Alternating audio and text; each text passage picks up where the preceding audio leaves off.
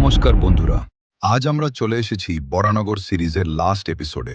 আর আমাদের এই সিরিজের শেষ গন্তব্য হল ঐতিহাসিক ও অতি জাগ্রত বরানগর জয়মিত্র কালীবাড়ি। 1850 খ্রিস্টাব্দে জমিদার জয়নারায়ণ মিত্র মহাশয় বরানগর কুঠিঘাট সংলগ্ন এই জয়মিত্র কালীবাড়ি ঘাটের ঠিক বিপরীতে এই অপূর্ব মন্দিরটি স্থাপন করেন।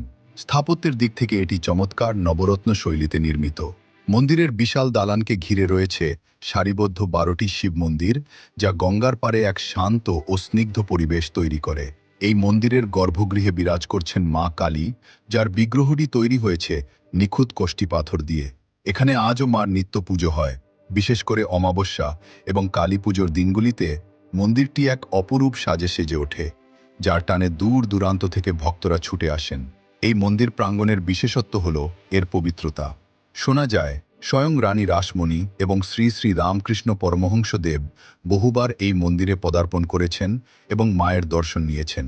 ইতিহাসের সাক্ষী এবং আধ্যাত্মিক শান্তির খোঁজে আপনারাও একবার ঘুরে আসতে পারেন উত্তর কলকাতার এই প্রাচীন তীর্থস্থান থেকে।